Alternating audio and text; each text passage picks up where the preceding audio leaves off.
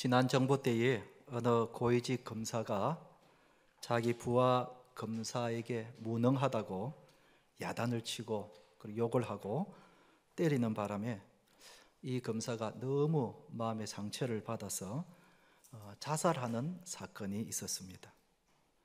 그 고위직 검사는 자기 부하 검사를 칼로 죽이지는 않았지만 말로 부하 검사를 죽인 거나 다름이 없었습니다.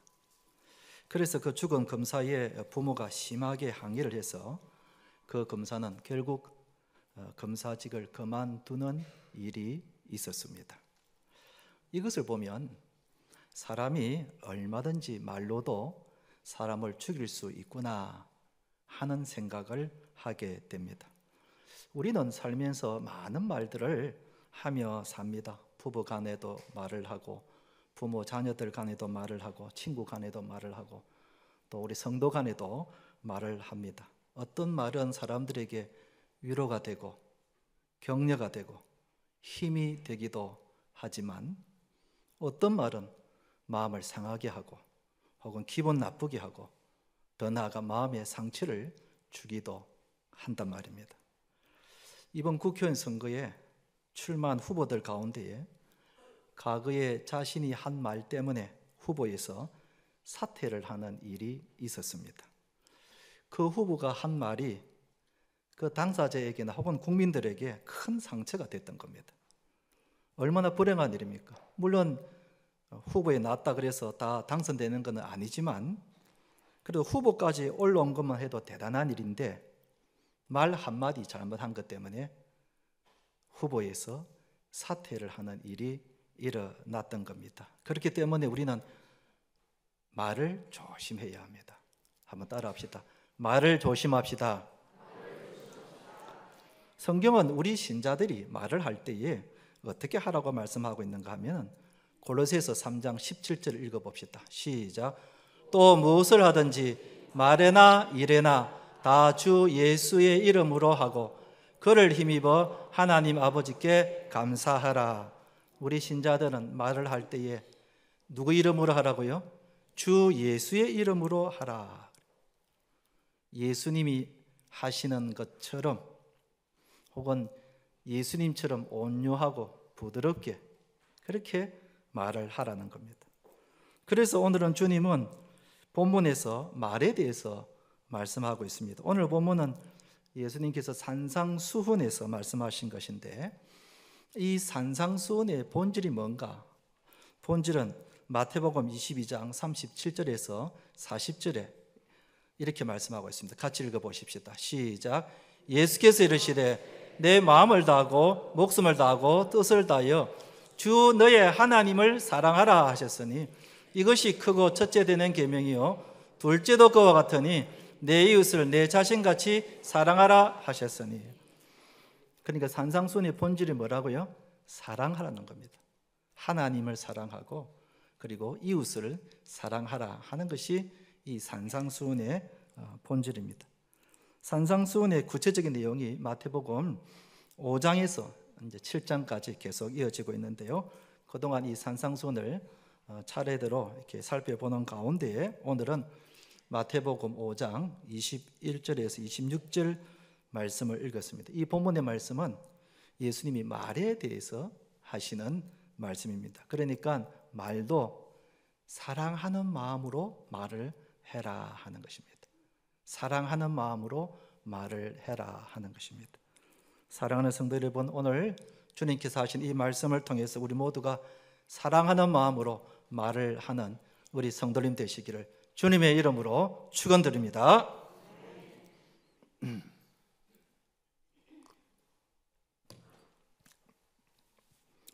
오늘 본문에서 예수님이 뭐라고 말씀하시는가? 첫째는 말로 사람에게 상처를 줘서는 안 된다 하는 것입니다. 작년 12월 30일에 경기도 고양시에 있는 한 지하 다방에서 여성 업주가 살해당하는 살인사건이 있었더랬습니다. 그 사건이 일어난 지 얼마 안 돼서 그 부근에 있는 양주시에 또 다른 다방에서 여성 업주가 살해를 당하는 살인사건이 있었습니다. 경찰이 이 살인범을 잡고 보니까 동일범이었습니다.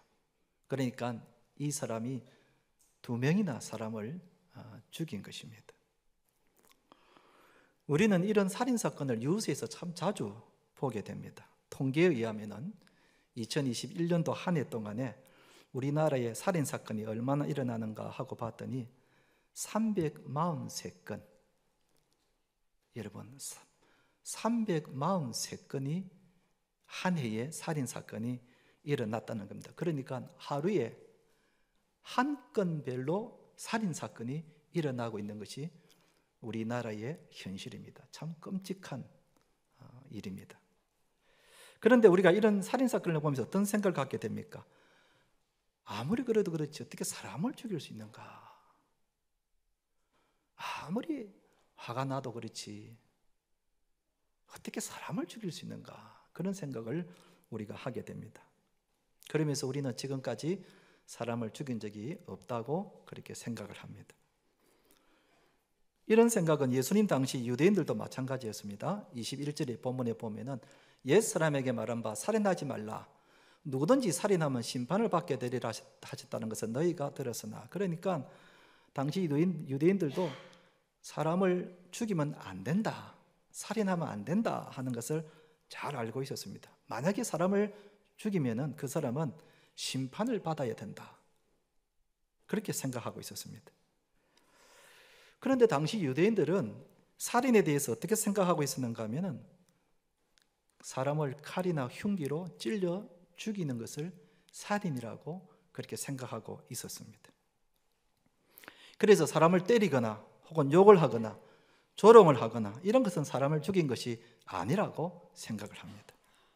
그래서 유대인들은 자신들이 흉기로 사람을 죽이지 않으면 살인하지 않았다고 그렇게 생각을 합니다.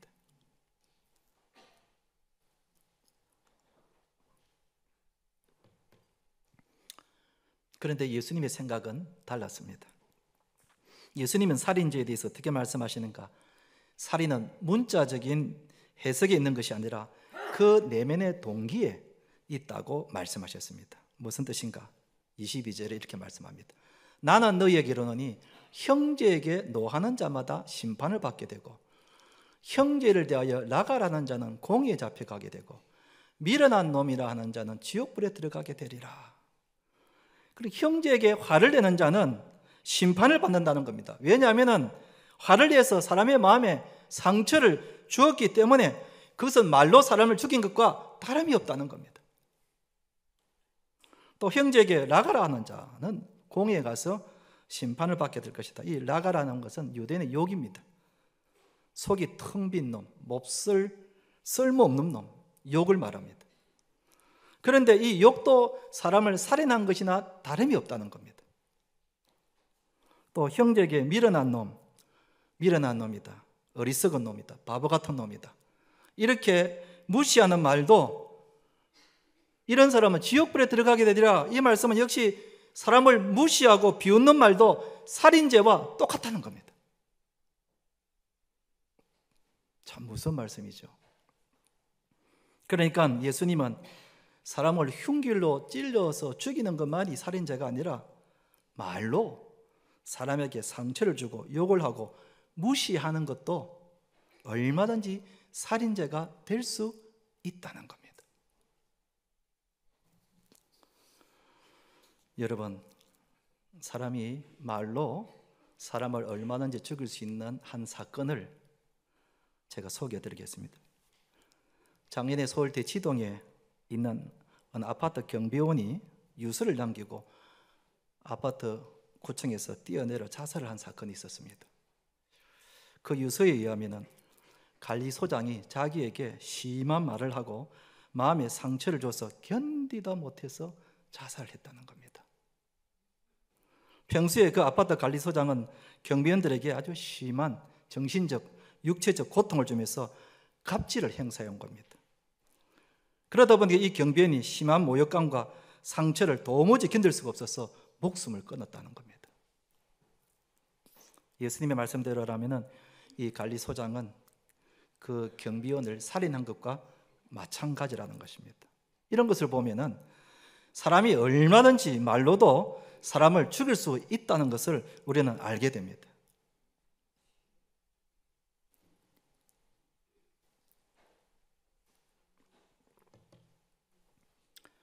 예수님의 말씀을 우리가 보면서 우리가 어떤 생각을 갖게 됩니까? 우리도 하루에 많은 말들을 하게 됩니다. 그런데 혹시 내가 한 말이 상대방에게 상처를 준 적은 없는가? 내가 말로 상대방을 무시한 적은 없는가? 내가 말로 상대방의 마음을 기분 나쁘게 한 적은 없는가? 부모가 자녀에게 한 말이 상처가 될 수가 있습니다.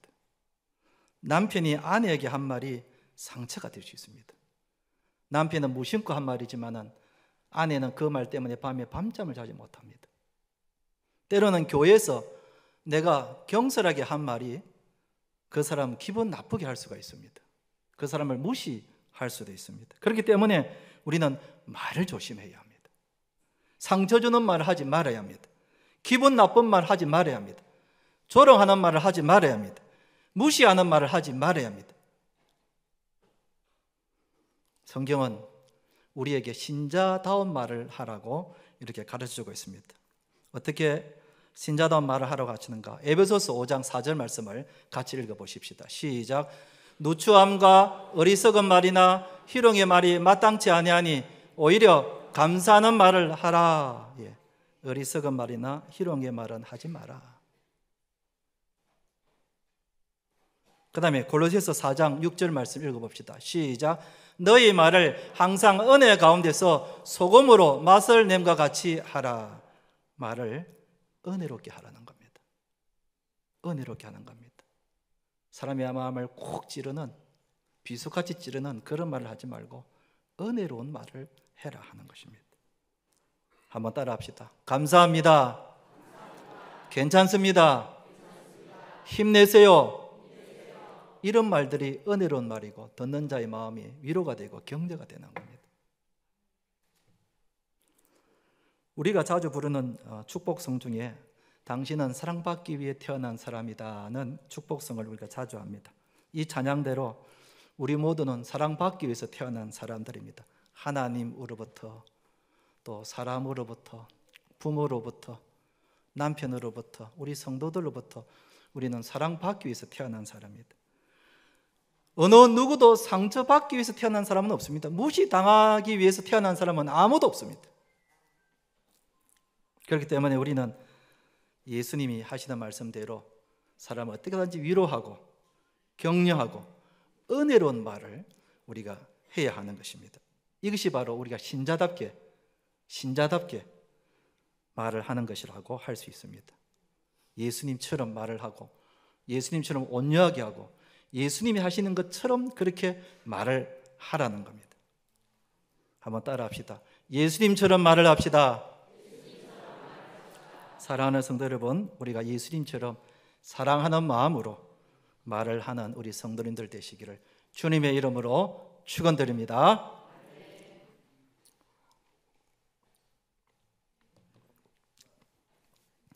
두 번째, 오늘 본문에서 예수님 우리에게 뭐라고 말씀하시는가?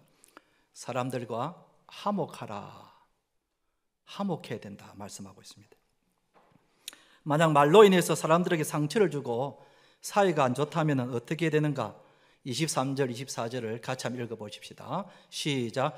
그러므로 예물을 제단에 드리려다가 거기서 내 형제에게 원망 들을 만한 일이 있는 것이 생각나거든 예물을 제단 앞에 두고 먼저 가서 형제와 화목하고 그 후에 와서 예물을 드려라 그랬습니다. 여러분, 예수님이 강조하신 것이 예배인 것 같습니까? 화목인 것 같습니까? 화목인 겁니다. 화목이 먼저라는 겁니다. 예배를 드리려고 왔다가 내가 한 말 때문에 그 집사님이 상처를 받고 기분 나빠하고 있다는 것이 생각이 나거든 먼저 가서 화해하라는 겁니다. 집사님, 내가 말을 잘못해서 기분 상했다면 용서하십시오 하고 먼저 화해하라는 겁니다. 그렇지 않으면 우리가 드리는 예배를 하나님 기뻐 받지 않으신다는 겁니다. 그래서 만약 사람들에게 상처를 주는 일이 있으면 어떻게 하라고 했는가? 25절, 26절에 보면은 너를 고발하는 자와 함께 길에 있을 때에 급히 사화하라. 급히 사화하라. 사화하라는 말은 사과하라, 풀어라, 그런 뜻입니다. 급히 사과하고 풀고 화해하라는 겁니다. 그런 뜻입니다. 만약 그렇지 않으면은 상처받은 사람이 하나님께 억울하다고 고발하면은 하나님이 심판하신다는 겁니다. 그 억울한 사람의 마음을 하나님이 아시고 화해하지 않으면, 풀지 않으면, 사과하지 않으면 하나님이 가만 놔두지 않는다는 겁니다. 제 어릴 때에 교회에 어느 여집사님이 교회 안에서 계를 했습니다. 원래 교회 안에서는 계를 하면 안 되는데 하여튼 몰래 한 겁니다. 여러 사람들하고 이렇게 모집을 해가지고 이제 계를 모아가지고 하는데, 요즘은 이 계를 하지 않죠. 우리 교회 지금 계 하고 있는 사람 손 들어보시기 바랍니다. 없죠. 요즘은 하지 않는데 제가 어릴 때만 하더라도 교회 안에서 계 모임을 참 많이 했습니다. 그 계주를 뭐라고 부릅니까? 계주를 오야라고 부르죠. 예, 오래간만에 듣는 이름인데요. 예, 오야. 이 오야로 있는 이 여집사님이 계꾼들의 돈을 다 모아가지고 야반 도주를 한 겁니다. 이런 일들이 당시에 비일비재했죠. 그런데 그 교회, 그 계에 가입한 사람이 한두 명이 아니었습니다. 그러니까 온 교회가 막 난리가 난 겁니다. 난리가 난 겁니다. 그 어려웠던 시절 아껴가지고 또 딸 시집 보내려고 또 아들 대학 보내려고 그 모은 돈을 계에다가 넣었는데 그걸 다 몽땅 가지고 야반 도주를 한 겁니다. 억울한 사람들이 많이 생겼죠. 상처받은 사람이 많이 생겼죠. 진짜 눈에 피눈물 나는 사람들이 많이 생긴 겁니다. 그런데 나중에 세월이 지나서 들은 이야기가 그 오야 집사님이 저 멀리 도망가서 어느 지역에서 교회를 다닌다는 말을 들은 겁니다. 하나님이 과연 그 예배를 받으시겠는가? 그 집사님 예배 드릴 때마다 그 귓가에 하나님의 음성이 들려옵니다. 억울한 사람들의 소리를 내가 듣느냐? 빨리 내가 떼먹은 돈을 가서 갚아라. 너 떼먹은 돈 가서 갚아라. 그리고 와서 예배 드리라. 그렇게 하지 않겠는가? 우리가 사람을 억울하게 하고 상처를 준 상태에서 예배를 드린다면 하나님이 과연 우리 예배를 받으시겠는가? 하나님이 과연 우리의 기도를 들으시겠는가? 하나님이 과연 우리의 찬양을 받으시겠는가? 그렇기 때문에 우리는 예배드리는 자이기 때문에, 매주일마다 예배드리는 자이기 때문에 우리는 서로 사이가 좋아야 되고, 만약에 말로 인해서 사이가 좋지 못하다면 빨리 풀고 빨리 화해해야 합니다. 지금 여러분 가운데 부부간에 사이가 안 좋아서 아직도 말을 안 하고 있는 사람이 있다면 빨리 화해하시기 바랍니다. 그래야 우리가 드리는 예배를 하나님이 기뻐 받으신다는 겁니다. 혹시 우리 성도들 가운데에 좋지 못한 일로 인해서 마음 상해하고 상처받고 그래서 등을 돌리고 말을 안 하고 있는 그런 사람이 있다면 하나님, 오늘 이 말씀들 빨리 화해해야 합니다. 빨리 풀어야 합니다. 그래야 우리가 매주마다 예배드리는 자로서 하나님께 나아오는데, 우리의 예배가 하나님께 상달되게 해야 되는데 그런 마음을 가지고는 하나님께 예배를 드릴 수가 없다는 겁니다. 그래서 우리는 오늘 예수님 말씀대로 급히 사과하라, 빨리 풀어라. 한번 따라 합시다. 빨리 풉시다. 네. 그런데 화해하기 위해서는 어떻게 해야 되는가? 예수님처럼 십자가를 져야 합니다. 예수님처럼 십자가를 져야 합니다. 풀자 해놓고는 여전히 내 말을 하고 내 주장을 하면 풀 수가 없습니다. 풀자 해놓고는 여전히 내 말만 하고, 그 봐라 내 말이 옳지 않느냐, 그래 당신이 잘못하지 않느냐, 부부간에 풀라고 했다가 오히려 더 막 싸움이 벌어져. 여러분, 풀라고 하면은 먼저 내가 십자가를 지어야 합니다. 내 생각, 내 주장 내려놓아야 합니다. 양보해야 합니다. 참아야 합니다. 이해해야 합니다.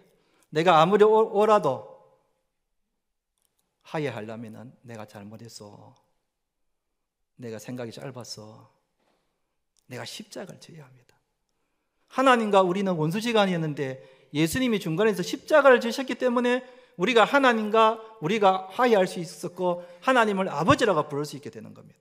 마찬가지입니다. 우리가 화해하기 위해서는 먼저 내가 십자가 져야 합니다.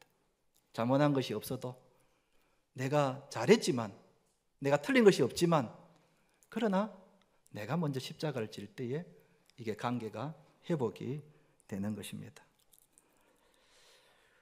말씀을 맺겠습니다. 사랑하는 성도 여러분, 우리는 말을 할 때에 우리 예수님처럼 은혜롭게 하고 듣는 사람에게 위로와 격려의 말을 해야 합니다. 그래서 언제나 우리 성도들끼리는 또 우리 가족들끼리는 화목하게 지내야 합니다. 이것이 성도의 모습입니다. 우리 예수님의 마음으로 이런 모습으로 살아가는 우리 성도님들 되시기를 주님의 이름으로 축원드립니다.